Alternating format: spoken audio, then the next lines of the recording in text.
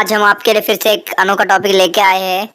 Breeding formula birds के। ये कौन से बर्ड्स के आप ब्रीडिंग फार्मूला आपने जो सुना होगा, तो ये जो टॉपिक मैंने आपको बताया था बर्डजी ब्रीडिंग में, बर्डजी ब्रीडिंग में बताया था कि ब्रीडिंग फार्मूला में मैं बताने आ रहा हूँ। तो वो टॉपिक मैं आपके पास लेके आया हूँ कि क्या है ब्रीडिंग फार्मूला, क्या असली में ब्रीडिंग फार्मूला होता है, और होता है तो कैसे होता है।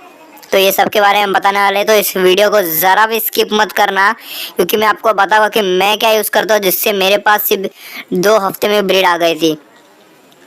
ओके, तो ये मैं, और वो भी नया पैर, ऐसा नहीं कि फर्स्ट ब्रीड किया गया है, उसकी फर्स्ट ब्रीड ही 2 हफ्ते के बाद आई है चीज़ इस्तेमाल करने के बाद। तो हम लोग बढ़ते हैं इस ब्रीडिंग फार्मूला की तरफ बिना कोई टाइम वेस्ट किए।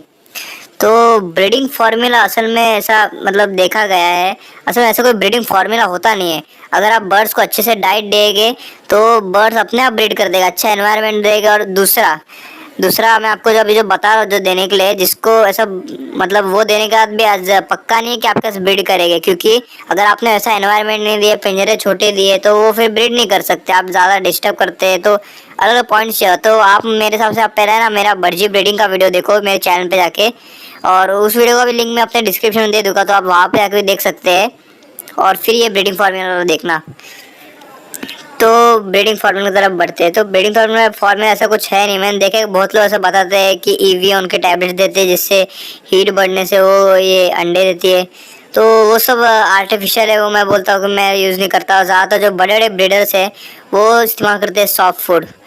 तो जो फॉरेनर ब्रीडर्स है वो लोग ओट्स इस्तेमाल करते हैं, क्योंकि फॉरेन में रहते हैं तो वहाँ पे ऐसा ओट ज़्यादा रहता है, इसलिए वो ओट्स इस्तेमाल करते हैं।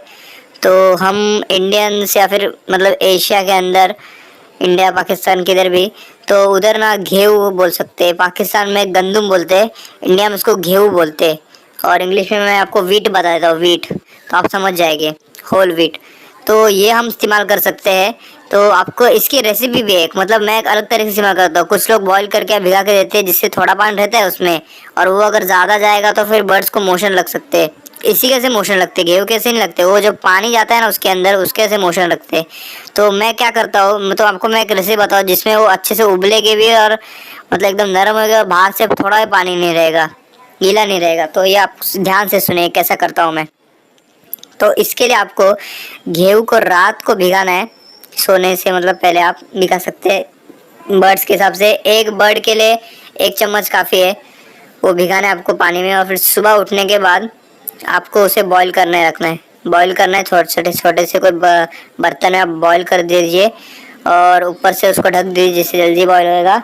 फिर बॉईल कैसे मालूम पड़ेगा कि आप चम्मच से चेक करना थोड़ी देर के बाद, 15 मिनट के बाद।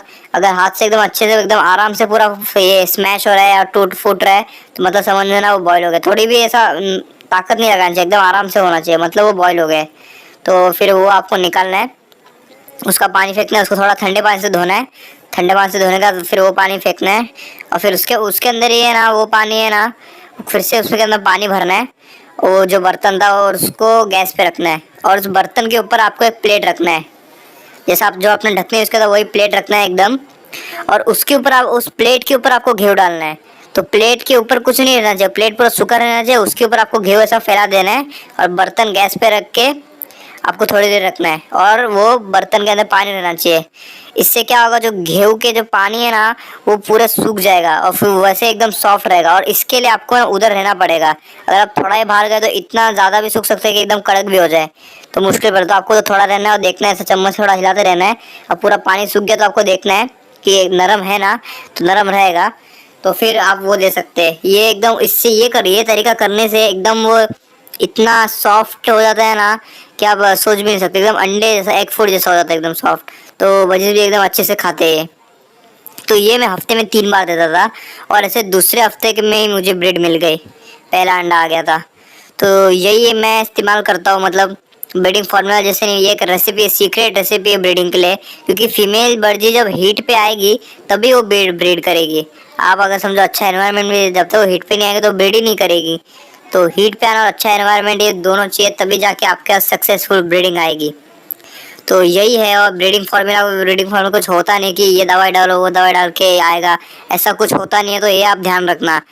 तो बस यही मैं आपको बताना चाहता था कि क्या है ब्रीडिंग फार्मूला के पीछे राज। और इस सीक्रेट टिप आप ज़रूर ट्राई करना, मुझे बताना कि आपके साथ ब्रीड हुई कि नहीं। तो अगर आप लास्ट तक आ गए तो इस चैनल को सब्सक्राइब करना और वीडियो को लाइक किए बगैर जाना मत, और कमेंट भी करना आपको कौन सा टॉपिक चाहिए, आपको वीडियो कैसे लग रही है। और बाकी लोग जो कमेंट करते हैं उनके लिए मैं थैंक यू कहना चाहता हूँ। So thank you for watching.